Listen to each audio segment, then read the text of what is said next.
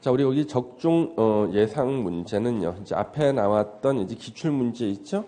예, 그거 이제 변형한 문제도 있고, 그다음에 기출 문제에 좀 빠져 있는 문제도 있고 그럽니다. 그래서 여러분 요거 여기 나온 문제는 다 푸셔야 돼요. 기본적으로 예, 한 번씩 풀고, 거기 나온 것들은 여러분 다 체크를 하셔야 되는데, 자, 1번 문제에 틀린 것이 몇 번인가요? 2번 국토부 장관은 등록 사업자가 등록증에 대여 등을 한 경우, 자, 우리 등록증 대여했거나 이때는 등록을 말소해야 되고 의무적으로 말소입니다, 여러분요. 그래서 이 2번 지문이 예전에 한 번 나온 적이 있어요. 예전에 한 번 나온 적이 있는데 그때 아무도 안 틀렸어요. 그때 의무적으로 등록을 말소해야 되는 경우가 명의 대여하고요. 거짓이나 부정한 방법으로 등록을 하는 경우, 오늘 중개법에서 공부한 거 있죠. 그 원리를 따라 가지고 다 맞췄었습니다. 예전에요. 예, 일단 2번은 틀렸죠. 무조건 등록을 말소해야 되고요. 1번 지문을 체크하셔야 됩니다. 이게 물론 기출문제 물론 나왔죠. 하나의 사업이 아니라 1년 내내를 말하는 거예요. 연간 공동주택 20세대 이상, 단독주택 20호 이상인데 30세대가 두 가지가 있어요. 도시형 생활주택일 때는 30세대 이상. 그 다음에 도시형 생활주택 중에서 원룸형 주택과 85제곱미터를 초과하는 한 세대를 함께 건축할 때도 30세대 이상을 연간 건설하려고 하는 자. 또 대지 1만 제곱미터 이상을 조성하려고 하는 자는 국토부 장관한테 등록하면은 등록 사업주체가 될 수가 있죠. 예. 3번, 4번, 5번은 참고인데 그 중에서 4번 지문을 보시면은요, 개인은 6억 원, 개인은 좀 못 믿기 때문에 6억 원, 법인은 자본금이 3억 원 이상이 된다. 그래서 3, 4, 5번은 그냥 한번 읽어주는 정도 하시면 되겠어요. 예. 특히 5번 같은 거는 뭐 스트레스 받지 말고 한번 읽어보고 기억 안 해도 돼요. 예.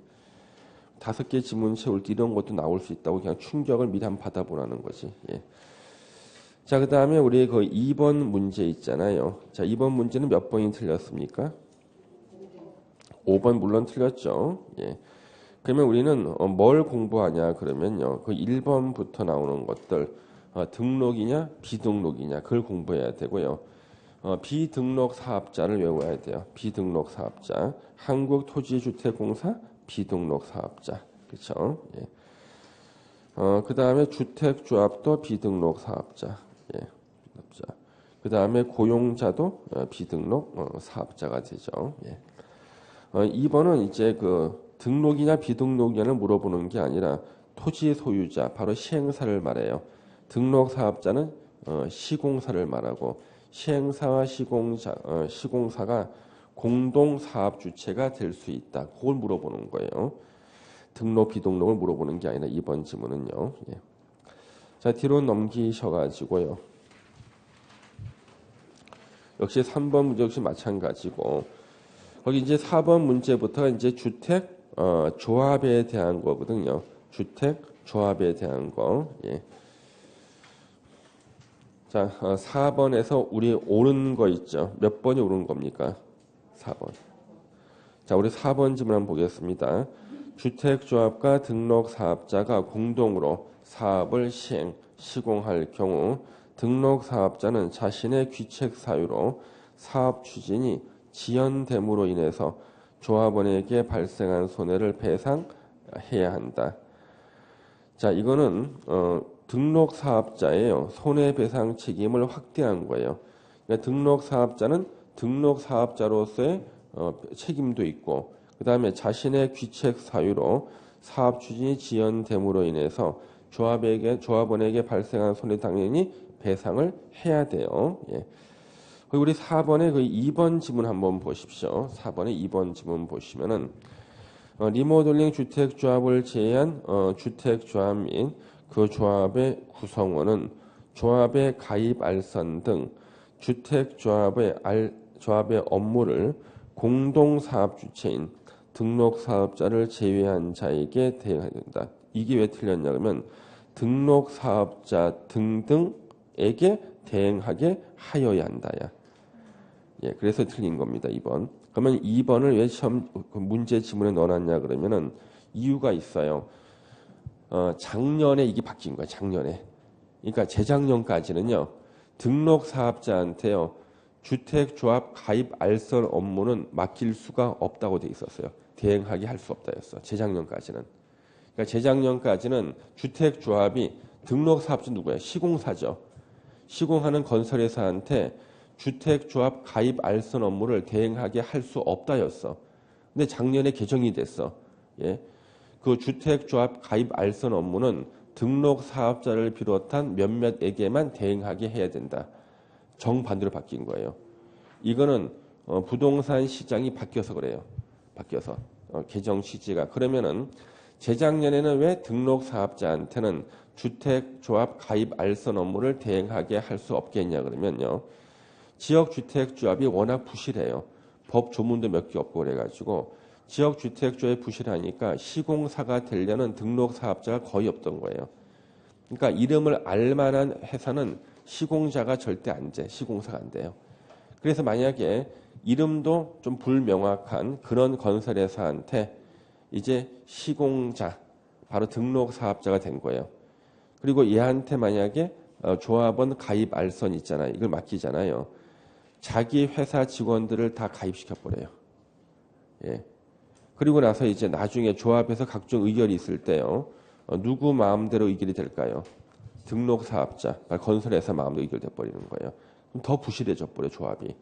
그래서 가입 알선 업무를 등록 사업자한테 대행하게 할 수 없다고 써놓은 거예요. 법조문에다가. 그런데 이제 작년에 주택조합에 대한 법률 조문이 대거 신설되면서요.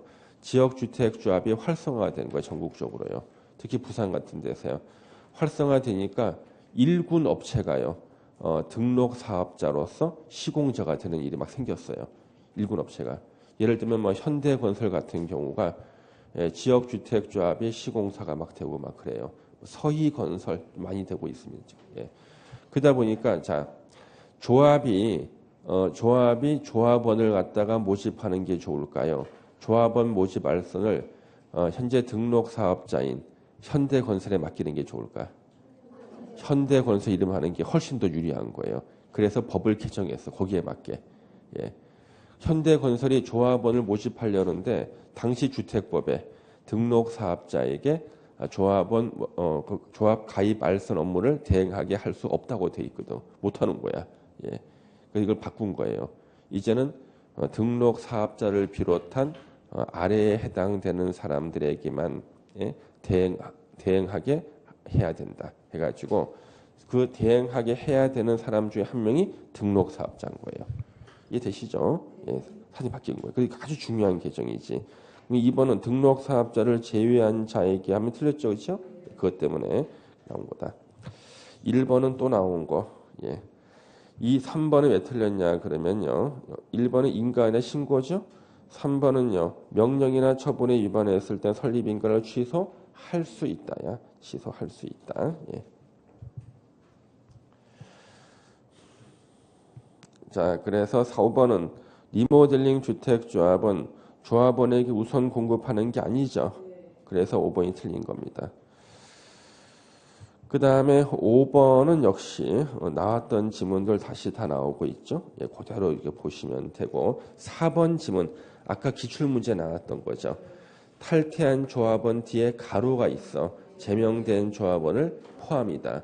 잘못 생각하면은 제명된 조합원한테는요 비용 환급을 안 해줄 것처럼 보이지만 제명된 조합원한테도 제명되는 거하고 비용 찾아가는 거는 별개의 문제라는 거예요. 보셔야겠다. 그다음 6번 문제 1번 예, 1번 예. 2번 틀렸죠? 예, 가입 알선 업무를 대행하게 할 수 있다죠. 할 수 있고 예, 없다는 틀렸죠. 예. 3번 그대로 한번 보시고 4번 자 4번 지문도 시험에 가끔 나왔어요. 주택조합은 설립 인가를 받은 날로부터 2년 내에 사업계획 승인을 신청하여야 한다. 2년 내.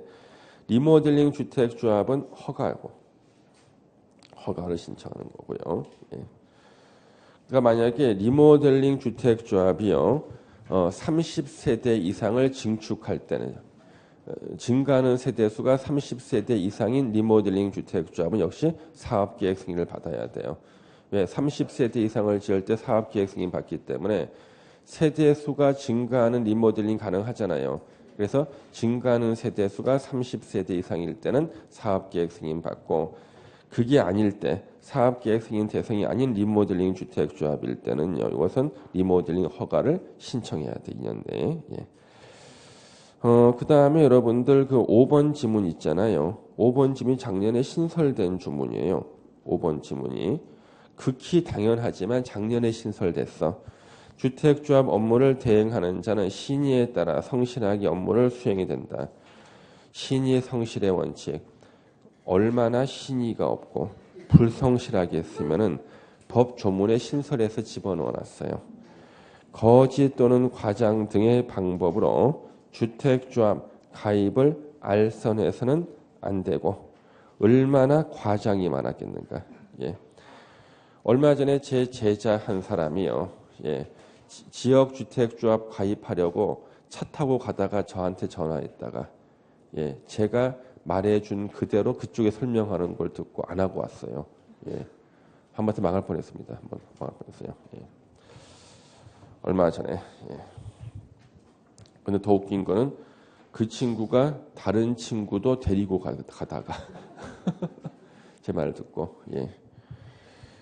하여튼 그랬었습니다. 그래서 거짓이나 과장 등의 방법으로 어떻게 과장했냐 그러면요, 지금 기존 조합원이요, 외국으로 이민 가는 바람에 반환돼 나온 거래. 예. 오늘 내로 안 하시면은 이거 다른 사람이 한다는 거예요. 그거는 1년 전에도 오늘 내로 안 하면은 다른 사람이 한다고 했었어. 예. 알선해서는 안 된다. 자신의 귀책 사유로 조합 또는 조합원에게 손해를 입혔을 때는요, 그 손해를 배상할 책임이 있다. 대행하는 자도. 그렇죠? 예. 그다음에 밑에 7번 문제도 이렇게 다 이제 보시고요. 예. 해설 다 있으니까 한 번씩 보시면 됩니다. 예. 그다음에 이제 8번 문제 조합원에 대한 설명으로 옳은 것 역시 여러분들 한 번씩 또 예, 보시면 돼요. 예. 그다음 9번도 역시 앞에 나왔던 문제 거의 똑같거든요. 예, 보시면 됩니다. 10번 문제 우리 주택조합에서요, 주택조합은 사업주체가 될 수가 있죠. 근데 등록 사업자와 공동을 할 때는 등록하지 않아도 비등록 사업주체가 될 수 있고요. 지역주택조합 2번, 직장주택조합 3번. 지역하고 직장주택조합은 조합원 신규 가입과 교체를 금지하는 규정이 있죠. 예외적으로 추가 모집 승인과 충원 사유가 있을 때는 교체나 신규 가입 가능하고, 5번은 리모델링 주택조합은 공동주택 소유자가 조합원이 되는 거죠. 단독주택 소유자는 조합원 되는 게 아니에요. 예. 자, 사용검사 역시 마찬가지. 앞에 있던 거 똑같습니다. 한번 풀어보시면 되고요. 자, 우리 주택 공급 파트는요, 미리 말씀을 드립니다만은 오늘 정답이 시험 보는 날도 정답이 된다는 보장은 없어요. 주택 공급 파트. 그래서 주택법에서 이제 앞으로 남은 기간 동안에 개정될 수 있는 부분이 다 주택 공급 파트예요. 미리 말씀을 제가 드려놔야 되고, 역시 작년에도요, 시험 보기 한 달 전에 2번인가 개정됐어요. 주택의 공급 파트. 우리 주택의 공급 파트는 어떤 걸 공부하냐 그러면 일단 분양가 상한제, 분양가 상한제하고요, 상한제, 투기 과열 지구하고요, 전매 금지 규정, 전매 금지, 그다음에 조정 대상 지역하고 공급 질서 교란 행위 금지, 공급 질서 교란 행위 금지하고 저당권 설정 등의 제한, 저당권 설정 등의 제한이 이렇게 있어요. 그래서 여기서 보통 2문제 정도 나오는데 올해 같은 데는 3문제 나올 수도 있어요. 2개에서 3문제. 그러면 현재 지금 우리 9시 뉴스를 보면은 개정될 것처럼 보이는 게 일단 투기 과열 지구하고요. 조정 대상 지역하고 2개가 바뀌면 따라서 바뀌는 게 전매 금지 규정이 또 따라서 바뀌게 돼 있어요. 서로 다 이렇게 사슬처럼 물려 있거든요. 이 3개는 거의 개정될 것처럼 보이지 않습니까? 계속요. 작년에도 시험 보기 한 달 전에 요거 2번 바뀌었어요. 이거요. 그래서 이 3개는 오늘 공부하는 게 실제 시험장에 가서 정답이 아닐 수가 있고 바뀔 수도 물론 있다 미리 말씀드려요. 우리 이런 분이 있거든요.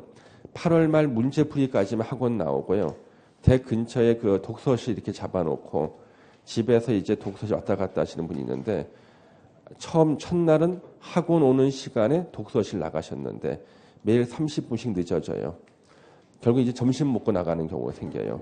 그래서 다른 학생들은 학원 가서 공부 다 하고 문제 다 풀고 복습하러 문제지 들고 그 독서실에 오고 본인은 점심 때 최초로 오고 이러면 절대 시험 못 붙습니다, 여러분요. 그래서 이 주택법만큼은요, 특히 시험 보는 그날까지 우리가 계속 봐야 돼요. 그러니까 개정되는 것은 제가 계속 여러분들 자료 나눠드릴 거고요. 그래서 요 부분은 제가 특히 따로 또 정리하는 것이 있어요. 어저께 밤에도 따로 워드 쳤어. 정리하고 있습니다. 이거요. 딱 정리하고 있다니까 지금. 미치겠어. 힘들어서. 뻑하면 개정돼가지고. 짜증나. 어쩔 때는 혈압이 오르는 거야. 이런 게 다 있어. 같은 주문 1년에 한 4번 개정돼 보세요. 학생들한테 기껏 가르치고 자료 다 만들고 문제 풀면 또 바뀌잖아요. 그래서 요거는 일단 공부를 하고요. 요 3개는 개정될 수 있다는 거. 이건 요즘에 들먹거리고 있어요. 분양가 상한제도요. 그냥 그대로 두면은 집값이 안정이 되는데 괜히 이렇게 한번 찌르고 이렇게 찌르고 그러니까 더 엉망이 돼 버리지 않습니까? 자, 이제 414페이지 기출 문제부터 보겠습니다. 주택법령상 기업간위원회에 들어갈 내용으로 옳은 것은 몇 번이 정답인가요? 1번 주택건설사업 주체로서의 주택조합은 사업계획 승인을 받아 시행하는 주택건설 사업에 의해서 건설된 주택 및 대지에 대해서는요. 사업계획 승인 신청일 이후부터 입주 예정자가 그 주택 및 대지의 소유권 이전 등기를 신청할 수 있는 날 이후 60일까지 기간 동안 입주 예정자의 동의 없이는요. 저당권 설정 등등 행위를 해서는 안 된다. 그 이유는 입주 예정자를 보호하기 위해서. 그래서 1번 문제가요. 대표적인 저당권 설정 등의 제한에 대한 건데요. 핵심은 뭐냐면 저당권 설정이나 담보물권, 지상권, 전세권 또는 처분행위 등등을 입주 예정자를 위해서 제한을 하는 기간을 꼭 외워놔야 돼요. 제한하는 기간. 아셨죠? 그걸 외워놓으셔야 돼요. 그래서 60일까지 기간은 왜 나오는가? 이 60일을 90일로 틀리게 낸 기출문제도 있어요. 우리가 등기할 수 있는 기간이 60일이라서 그런 거예요. 2번 문제는요. 1번 지문 있죠. 이거는 기출문제에서 제가 본 것만 한 5문제 본 것 같아요. 1번 지문을요. 5문제. 그래서 사업 주체가 입주자를 모집할 때는 입주자 모집 승인을 받아야 돼. 사업 주체가 입주자를 모집할 입주자 모집 승인을 받아야 돼. 이거는 중요하니까 일단 기본서를 한번 펴보겠습니다. 기본서를 안 가져온 일부 학생들이 보이기 때문에 한번 펴보겠습니다. 누구라고 얘기는 하지 않겠지만 되게 그런 사람이 시험장 갈 때요. 수험표 안 가져가요. 몇 페이지 나옵니까? 628페이지 나옵니다. 자, 우리 기본서 628페이지에 보면 가운데 박스 있죠. 이 박스 안에 1번이 그렇게 시험이 많이 나오는 거예요. 이 박스 안에 1번. 이미 막 별표 막 돼 있죠. 자기 필적 맞아요. 자, 보겠습니다. 사업 주체가 입주자를 모집하려는 경우 시군구청장의 승인을 받을 것 돼 있죠. 그래서 사업 주체가 입주자를 모집할 때는 시군구청장의 승인을 받아야 돼요. 이게 바로 입주자 모집 승인이라 불리는 거예요. 근데 가로를 보시면 복리시설의 경우에는 신고, 그러니까 단지 내 상가 같은 경우는 입주자 모집 승인 받는 게 아니라 신고를 하면 되죠. 그럼 이제 사업 주체 뒤에 가로가 있잖아. 가로. 이 가로가 시험 문제라니까 공공주택 사업자가 나오죠. 공공주택 사업자는 여러분들이 익히 알고 있는 4명이에요. 보통 공공사업주체라고 부르기도 하고, 그래서 4명, 국가, 지자체, LH공사, 지방공사예요. 그러면 국가, 지자체, LH공사, 지방공사가 사업주체일 때는요, 입주자 모집할 때 승인 받지도 않고 신고도 하지 않는다야. 예. 이게 그렇게 시험에 자주 나와요. 예, 그렇게. 이거는 뭐 객관적으로 중요한 게 아니라 주택법 시험 문제 출제하시는 분은 이 작년 재작년까지는 2분이었어요. 2분. 예. 작년에 한 분 돌아가셔서 이제 한 분 남았어요. 한 분. 검토할 사람도 없어. 예. 이 문제 왜 내냐고 이의를 제기할 사람도 없어요. 민간 자격증 시험 보러 갔었을 때 제가 주택법을 강제로 할당받고 문제를 냈잖아요. 이것을 갖다가 검토를 해달라고 출제위원장님이 K대학교 교수님한테 K대학, 예, 제가 참 뭐 김포대학이라 말은 못하는데 예, K대학 교수님한테 검토를 부탁한 거예요. 박종철 교수님이 내신 것을 그 교수님한테 부탁했는데 그 교수님께서 검토를 안 하는 거예요. 그 이유가 있어. 다른 민간 자격증 시험 문제 낼 때 그 교수님이 내셨던 문제를 제가 검토했는데요. 문제 3분의 1을 제가 다 고쳐드렸어요. 예. 그때 그 기억이 그분이 있어요. 그리고 고친 다음에 그 교수님한테만 제가 살짝 보여줬어요. 원래 회의할 때 공개적으로 해야 되는데 해가지고 메모를 드린 거 이렇게. 그 교수님이 알아요. 예. 개정된 것이 많은데 자기가 다 그걸 체크 못한다는 사실을. 예. 그래서 그분께서 검토를 안 하시고 예, 저보고 다 맞게 하셨죠. 그래서 그럼 교수님께서 한번 봐주셔야죠. 안 봐. 예, 안 봐. 예. 말했다가 틀린 사람 제일 웃겨요. 말했다가. 예. 제가 이렇게 문제 내놨는데 그거 틀렸다고 하시는 분이 계셔서 예전에요. 그러면은 그 뒤에 직원들이 이렇게 노트북을 2대를 놓고 있어요. 이렇게요. 그 자리에서 확인하려고요. 그래서 그거는 개정됐습니다. 몇 년도 몇 월 며칠 날. 전 날짜가 기억하거든요. 왜? 중개사 수험생을 위해서는 날짜를 기억해야 돼요. 시험 보는 날 하고 확인해야 되기 때문에. 그 날짜가 제가 그냥 던지는 날짜인 줄 알아. 그래서 뒤에 있는 직원이 확인해 보더니요. 그 날짜 맞습니다. 그래요. 법제에서 확인해 보더니 날짜 정확히. 예. 그 다음부터는 제가 낸 문제는 아무도 이거 검토를 안 하려고 그래요. 검토한다고 해서 본인하고 내끼 틀리면은 누가 틀렸다고 추정이 되는 거예요. 본인이 틀려서 추정되기 때문에. 예. 중개사를 강의하시는 분은 거의 날짜에 안 틀려요. 특히 뭐 세법도 역시 마찬가지일 겁니다. 절대 날짜에 안 틀립니다. 그거는 바로 출제 오류가 돼버리기 때문에. 그래서 지금 그 628페이지의 그 박스 안에 1번이 계속 나왔잖아요. 그 밑으로 해가지고요. 그 밑으로 해가지고 동그라미 3번 있죠. 예. 이것도 그 밑에 있는 것이 눈에 띄니까 내는 거예요. 가끔 눈에 띄어서 사업 주체가 시장, 군수, 구청장의 승인을 받으려는 경우에는 견본 주택에 사용되는 마감 자재의 규격, 성능, 재질을 적은 목록표와 견본 주택의 각 실의 내부를 촬영한 영상물 등을 제작해서 승인권자에게 제출하여야 한다. 나왔죠? 3번의 사업 주체는 뒤에 공공주택 사업자는 제외한다는 말이 없지. 지가 LH공사라도 3번은 똑같이 해야 되는 거예요. 이걸 면제시켜주지 않아요. 예. 이거는 입주자들한테 불리한 거기 때문에 면제 안 시켜준다고 안 하면은. 예. 그 다음에 이제 거기 보시면은요. 4번 그렇게 한번 보시면 되고 5번 있죠. 시군구청장은 받은 마감 자재 목록표와 영상물 등을 사용 검사가 있은 날로부터 몇 년? 2년 이상 보관, 2년에 가로쳐놓고 열람 요구할 때는 공개해야 됩니다. 예. 동그라미 6번 있죠.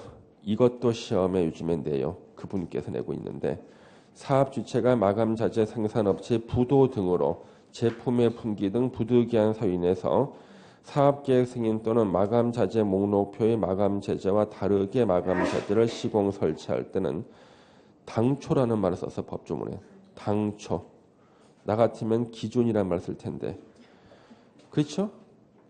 원래 기존의 마감자 이렇게 정상이라고 이번에 입에서 나오는 대로 쓴 거야. 법조문 만드시는 분이 당초의 마감자재와 같은 질 이상 밑줄 치세요. 같은 질 이상이에요. 예. 나 같으면 동일한 품질 이상으로 했겠다. 동일한 품질 이상 하는 게 원래 정상이라고 같은 질 이상 이게 써놓은 거야. 당초부터 시작해서 그럼 이분은 민법 총칙도 공부 안 한 것 같지 않습니까, 여러분요? 예.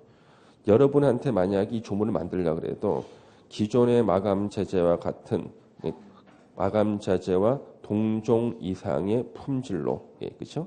그렇죠. 그런 의미입니다. 설치해야 된다 있죠. 이렇게 체크하시면 되겠어요. 다시 이제 문제로 돌아오시는 겁니다. 자, 이제 2번 문제 보시면 주택 공급에 관한 설명으로 옳은 것은 한국토지주택공사가 사업 주체로서 복리시설 입주자 모집할 때는요 신고도 하지 않는다죠.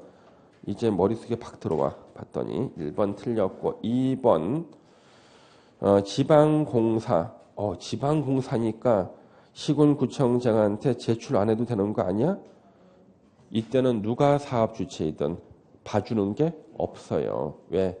입주하는 사람이 피해보기 때문에 그렇죠? 2번은 지방공사든 뭐든 다 제출해야 돼. 2번을 함정에 판 거죠. 함정 판 거야 2번을. 3번 관광진흥법에 따라 지정된 관광특구. 자, 분양가 상한제를 적용하지 않는 것이 있었잖아요. 그중에 시험에 제일 많이 나온 게 도시형 생활주택은 분양가 상한제를 적용하지 않는다. 내가 본 문제만 최근에 4문제야. 그러니까 거의 뭐 매년 나오다시피 해. 도시형 생활주택은 분양가 상한제를 적용하지 않는다. 그 다음에 두 번째로 많이 나오는 거예요. 이 교수님은 항상 50층을 써요. 관광특구에서 50층 이상 또는 150m 이상인 공동주택이거든요. 50층 이상의 공동주택은 분양가 상한제를 적용하지 않는다죠. 4번을 보시면은 공공택지 외의 택지로서 분양가 상한제가 적용되는 지역에서 공급하는 자, 도시형 생활주택은 분양가 상한제 적용을 받지 않는다죠. 그래서 앞에 공공택지 외의 택지로서 분양가 상한제가 적용되는 지역에서 공급하는 여기까지는 가로로 묶어놔도 돼요. 그 말은 괜히 써놓은 거야. 그냥 있다고 해서 뭐 달라지는 게 없어요. 결론이 5번 자, 이 5번은요. 분양가 심사위원회라기 있거든요. 분양가 심사위원회에 대해서 여러분들이 결단을 내려야 돼. 분양가 심사위원회 조문이요. 2페이지야. 페이지로. 분양가 심사위원회에 관련된 조문 2페이지인데 2페이지를 다 달달 외우면 20년에 한 번 정도 지문을 만날 수가 있어.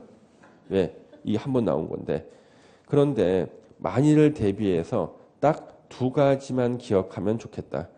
나는 만일을 대비해서 2가지를 기억하겠다. 또는 2페이지를 외우겠다. 20년을 대비해서. 어때?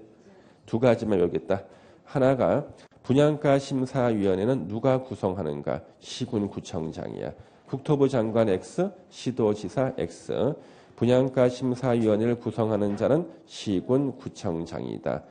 그러면 며칠 내? 20일이야. 그 2개를 기억하셔야 돼. 그래서 30일이 너무 부드럽지만 20일이다. 시도지사가 아니라 시군구청장이다. 5번 지문이 결국 2개를 다 보여주는 지문이에요. 그러면 이 5번 지문이 실제 시험에 출제되기 전에 정상적인 선생님이랑 다 가르쳤겠죠? 나는 정상이야. 가르쳤다고. 가르쳤다고. 시군구청장이 밑줄 치고 20일에 동그라미 치고 그렇지만 학생들이 기억날까요? 나는 사람 절반, 안 나는 사람 절반이지. 자, 3번 문제 보시겠습니다. 자, 옳은 것이 몇 번인가요? 1번. 분양가 상한제 적용 주택의 분양가격은 택지비와 건축비, 땅값하고 공사비잖아요. 그렇죠? 뻔하지고 1번. 자, 2번 보세요. 또 나왔네. 아, 지겹다. 한국토지주택공사가 사업 주체로서 입주자를 모집할 때는 시군구청장의 승인을 받지 않는다죠. 예. 사업 주체가 복리시설 입주자를 모집할 때는요. 신고죠, 이거. 예, 신고. 자기는 인간 줄 알고 틀렸다 그랬는데 동기에 차고 있었어. 이거 신고야. 사업 주체는 공공택지에서 분양하는 분양가 상한제 적용 주택에 대해서 입주자 모집 승인을 받았을 때 분양 가격을 공시하는 게 분양가 상한제의 주된 역할이야. 예. 분양가 상한제가 적용된다는 것을 분양가를 공시해야죠. 그렇죠? 예. 4번 틀렸고 공시해야 됩니다. 5번 또 나왔네. 150m 이상의 공동주택. 자, 관광특구에서 50층 이상 또는 200m 아니에요. 150m 이상의 공동주택은 분양가 상한제를 적용하지 않는다죠. 예, 틀렸다. 자, 4번 문제가 작년도 기출문제입니다. 틀린 거 몇 번인가요? 2번 보시면은요. 같은 질 이하. 아무리 공부를 못해도 예, 같은 질 이하로 할 수 있으면요. 전국의 모든 아파트는 입주하면은요. 거의 초가집 같은 데도 입주할 거예요. 다 같은 질 이하로 할 거 아니에요. 그렇죠. 아무리 공부를 못해도 예. 물론 작년에 시험 보기 전에 공부 다 했겠죠. 그렇죠? 예. 2번이 정답이에요. 그냥 거저 맞히라는 문제예요. 거저 맞춥니다. 주택법은 공부하기는 좀 짜증나요. 왜? 개정이 많이 되니까. 그렇지만 막상 시험장에 가면은요. 한두 개 이상 안 틀려. 7문제 나올 때 그냥 많이 틀려봤자 한 개 정도 틀려요. 타켓을 딱 정해놓고 공부하고 출제위원이 여러 명이 아니거든요. 재작년까지는 2명, 지금은 1명. 예, 1명. 생존자 1명 있어요. 예. 여자분 한 분이 여자 선수 한 분이에요. 예. 그래서 괜찮아. 그래서 2번 정답이고 보세요. 1번 보십시오.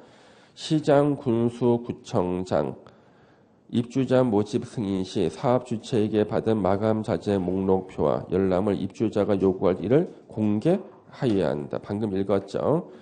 3번 사업 주체가 마감 자재 목록표와 다른 마감 자재를 시공 설치할 때는 그 입주 예정자에게 알려야 되고요.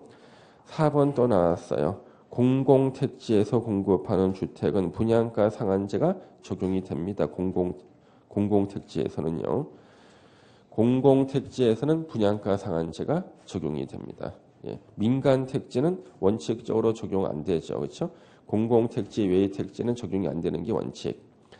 자, 도시형 생활 또 나왔네. 분양가 상한제 적용되지 않는다죠. 5번 또 나왔습니다. 예. 자, 뒤로 넘겨주시고요. 5번 공급질서 교란행위 금지에 해당하지 않는 것은 자, 우리 공급질서 교란행위 금지는요. 올해 예상 문제가 되는 이유가 개정이 안 돼서 공급질서 교란행위 금지 공급질서 교란행위 금지입니다. 금지. 여기는요. 주택을 공급받을 수 있는 지위를 불법으로 양도하거나 이것을 양수하거나 이것을 알선하거나 이것을 광고하는 것을 다 금지해요. 근데 시험 문제는 단 상속이나 저당은 할 수 있다. 이게 시험 문제 중에 하나. 그 다음에 양도, 양수, 알선, 광고가 금지되는 것이 뭔가? 금지되는 것이 있어요. 금지되는 것은요. 주택조합원의 지위. 주택조합원 지위. 주택을 공급할 수 있는 주택조합원 지위. 입주자 저축 증서. 입주자 저축 증서라는 우리가 흔히 청약 통장이라는 거 있죠? 요거 주택 공급 받을 수 있는 자격이 나오지만 요거 양도, 양수, 알선, 금지. 그 다음에 주택 상환 사채가 있죠. 주택 상환 사채가 있고요. 그 다음에 대통령령으로 정해놓은 게 뭐냐 그러면요. 무허가 건물 확인서 같은 겁니다. 무허가, 건물, 확인서 같은 거, 확인서 등 하면 이게 흔히 딱지라는 거고요. 그다음에 공공사업 시행으로 철거당하는 사람이 있거든요. 그래서 이 사람이 뭐냐 그러면 이주대책 대상자 확인서예요. 이주대책 대상자 확인서 이런 것들입니다, 여러분요. 그래서 이런 것들이 뭐냐 그러면요, 양도, 양수, 알선, 광고 등이 금지되는 거. 이거 외에 또 있나요? 뭐가 있어요? 없죠. 예, 이것만 있으면 돼요. 자, 그러면 이것이 주택을 공급할 수 있는 지위인데 이것을 양도, 양수, 알선, 광고가 금지라고. 예. 근데 기출 문제에서는 광고를 갖다가 앞에 수식어를 붙여내시는 교수님이 있어요. 그 한 분이 인터넷 광고란 말을 꼭 집어넣어. 예. 예. 습관이야. 광고 앞에 인터넷 광고라는 말을 꼭 집어넣고 가끔 전화 광고라는 말을 집어넣기도 해. 예. 그 다음에 여기다가요, 이제 이걸 붙이는 거야. 입주자 저축 증서의 상속 어때? 이거는 괜찮아. 그렇죠? 그 다음에 주택 상환 사채 저당 어때요? 괜찮죠? 그래서 그 교수님은 항상 주택 상환 사채 뒤에다가 저당자를 붙여요. 항상. 습관이야. 이거는 제가 본 것만 해도 한 5번 이상을 봤어. 예, 붙인다고. 그 다음에 이제 대책. 위반자에 대한 대책이 있어요. 대책. 위반자에 대한 대책은 주택을 공급받을 수 있는 지위를 무효로 할 수 있다. 공급 계약을 취소할 수 있다. 사업 주체가 돈 주고 도로 환매해올 수 있다. 그 다음에 10년 이내 범위 내에서 입주자 자격을 제한할 수 있다. 불법으로 양도 받고 입주하고 살고 있는 사람한테는 방 빼라. 퇴거 명령할 수 있고, 방 뺀 사람은 더 큰 집으로 간다 그랬죠. 3년 이하의 징역이나 3천만 원 이하의 벌금에 처할 수 있다. 이게 대책이라고요. 그래서 여기는 시험 문제가 크게 3가지 유형이에요. 자, 우리 5번 문제. 공급질서 교란행위에 해당하지 않는 것은 주택을 공급할 수 있는 조합원 지위 증여, 금지, 주택 상환 사채 저당, 상속하고 저당을 할 수 있다 그랬죠. 2번이 오르는 거죠. 그렇죠? 예. 교란행위에 해당하지 않아.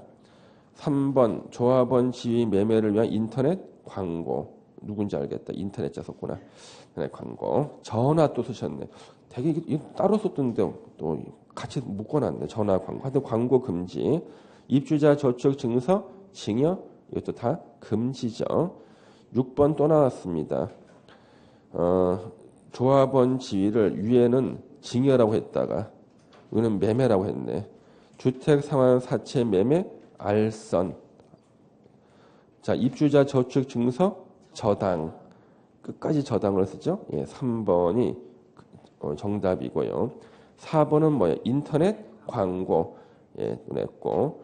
건물 철거 확인서가 뭐예요? 딱지죠? 딱지 매매 다 금지죠. 예. 7번 문제. 투기 과열지구 지정 기준에 관한 조문 일부다. 이거 작년도 기출 문제였거든요. 작년도 이거 공부할 때 몇 번 공부했었는데요. 이거는 주택법 시행 규칙에 있어. 주택법 시행 규칙. 주택법도 아니고 주택법 시행령과 주택법 시행 규칙에 있고요. 이게 바로 국토교통부령이에요. 국토교통부령이 주택법 시행 규칙이라고요. 그리고 주택법 시행 규칙은요. 국토교통부령이니까 어떻게 개정할 수 있냐 그러면 국토부 장관이 국무회의에 가가지고 제출하면 돼요. 그러면 거기 통과되잖아요. 그러면 바로 개정이야. 국회라 이런 필요도 없어요. 예, 국토교통부령이기 때문에요. 그래서 이거는 계속 바뀔 것이다. 예. 현재는 정답이 몇 번입니까? 현재 정답 1번이죠. 주택 공급이 있었던 직전 2개월간 해당 지역에서 청약 경쟁률이요. 몇 대 1? 5대 1을 초과하였거나 특히 국민주택 규모의 청약 경쟁률이 10대 1을 초과한 곳. 예. 이게 이제 투기 과열지구 지정 기준이고 2번은요. 밑에 뭐 가목, 나목, 다목이 나오는데 그 중에 가목만 심어낸 거야. 기출 문제에서. 예. 나, 다라는 차마 못 내고 그러면 나, 다를 왜 차마 못 냈을까? 길어서가 아니야. 인쇄가 들어가고 난 다음에 예? 시험 보는 날 사이에도 혹시나 바뀔 수가 있을 만한 것이 니은, 디귿, 리을 그 다음 거였거든요. 예. 그래서 겁이 나니까 일단 가만 집어넣은 거죠. 나, 다, 라가 시험 임박해서 바뀔 수가 있거든요. 그러면 이건 난리 나는 거예요. 인쇄는 다 해놨는데 이거 어떻게 이거 다 버려? 인쇄한 거? 예. 그래서 다음 강목의 어느 한 해당에서 주택 공급이 위축될 우려가 있는 것, 주택의 분양 계획이 직전월보다 몇 퍼센트? 30% 이상 감소했다. 예, 감소하면은 투기 일어날 수가 있죠, 그렇죠? 서로 살려 그러니까. 근데 이것이 지금 시험 볼 때까지 지속된다는 보장은 없다는 거예요. 왜? 너무나 개정이 쉬워. 우리 주택법도 수시로 바뀌는 판인데 이거는 주택법 시행 규칙이라서요. 국토부 장관이 서류만 해서 청와대로 보내면 돼. 도장만 받으면 돼버립니다. 이거. 예. 일단은 알아두시고요. 예. 이거하고 여기 지금 조정 대상 지역 지정 기준이 있거든요. 예. 그거는 둘 다 뭐냐면 국토 교통부령 주택법 시행 규칙에 나와. 개정이 제일 쉬워. 투기과열지구와 조정 대상 지역 지정 기준이요. 예. 그거는 끝까지 우리 체크할 겁니다. 그다음 8번에 투기과열지구에 관한 설명으로 옳은 건 나왔죠? 몇 번이 옳은 건가? 3번 1년마다 재검토. 야, 진짜 그 1년마다 재검토가 나왔네요. 자, 1번은 우리 투기과열지구의 지정권자는 2명이에요. 국토부 장관 또는 시도지사예요. 국토부 장관하고 시도지사가 나란히 권한자로 나오는 것은 하나밖에 없더라. 투기과열지구. 국토부 장관이 투기과열지구를 지정하거나 해제할 때는 시도지사의 의견을 들어야 돼요. 시도지사가 지정하거나 해제할 때는 국토부 장관과 협의를 하여야 한다. 그걸 꼭 기억해야겠죠. 2번은요. 이거는 말이 안 되지 않습니까? 그렇죠? 토지 소유자가 해제를 요청할 수 있다 그러면 전국의 모든 토지의 소유자는 항상 해제를 요청할 겁니다. 4번 투기과열지구에서는 전매가 금지가 되는데 이때 전매가 금지되는 것은요. 상속은 제외. 상속은 제한되지 않아요. 그렇죠? 예. 피상속인이 숨이 끊어지려고 그러는데 안 됩니다. 전매가 제한되는데요. 그렇죠? 예. 상속은 막을 수가 없다. 예. 이혼으로 인해서 입주자로 선정된 지주택을 배우자에게 이전할 때는 전매 행위 제한을 적용하지 않습니다. 그렇죠? 예. 전매. 이때 전매는 파는 것만 전매가 아니라 명의를 변경하는 것도 전매에 포함시켜요. 예. 여기 온도 좀 이렇게 올려달라고 해주세요. 찬바람이 목이 확 들어와가지고 이 목이 얼어버려서 목젖이.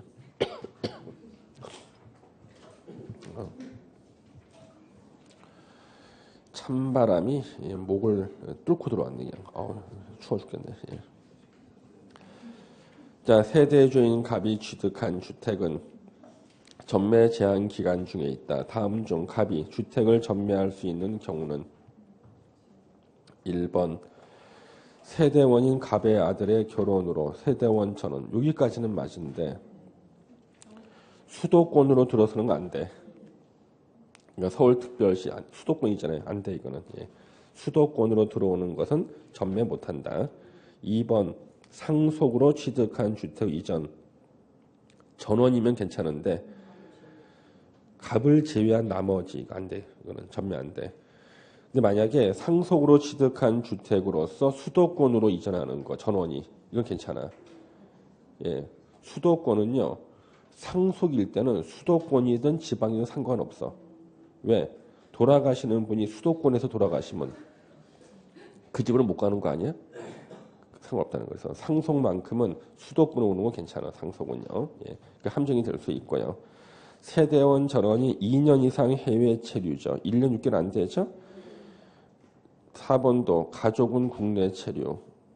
갑은 해외. 이것도 안 되죠.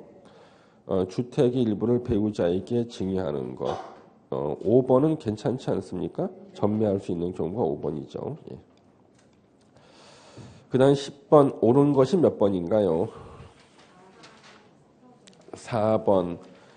자, 사업주체가 전명의가 제한되는 분양가 상한제 적용주택을 공급할 때 그 주택의 소유권을 제3자에게 이전할 수 없음을 소유권에 관한 등기에 부기 등기. 맞네 이거는요. 전매 금지도 부기 등기해야 돼요. 그럼 1번은요. 아무리 공부를 못해도 여기 상속이라는 단어가 눈에 확 띄지. 상속은 금지되는 거 아니죠. 1번 틀렸고 2번 투기과열지구에서 건설 공급되는 주택의 입주자로 선정된 지위의 전매 제한 기간은요. 수도권하고 충청도 외의 지역의 경우는 1년이죠. 수도권하고 충청권 외의 지역은 다 1년으로 돼 있는데요. 이거는 앞으로도 계속 바뀔 수가 있다. 투기과열지구에서 그 표가 있어요. 대통령 표. 그거는 1년에 보통 평균이 작년에는 4번 바뀌었는데 예, 또 바뀌어요 계속요. 예, 일단 이건 1년이죠. 3번 상속으로 취득한 주택으로 일부가 이전하는 경우 이제 전부가 이전해야 되고요. 5번 전명의 제한을 위반해서 입주자로 선정된 시 전매가 이루어진 경우 사업주체가 전매 대금을 지급하고 해당 입주자로 선정된 지위를 매입할 수 있다. 이거 환매하는 거죠. 이때 전매 대금을 지급하는 거야. 전매 대금은 뭐냐 그러면 프리미엄이 포함됐잖아요. 프리미엄은 안 줘요. 예. 원래 그 분양받는 그 가격이 있죠. 그 가격만 주고 환매할 수 있다. 또 환매할 수 있다. 매입할 수 있다예요. 하야하는 게 아니라 의무적으로 환매하는 거 아닙니다. 예. 자, 그다음에 잠시 쉬었다가 이제 적중 예상 문제 몇 문제를 보고 그 뒤에 있는 이제 리모델링하고 보칙을 보겠습니다.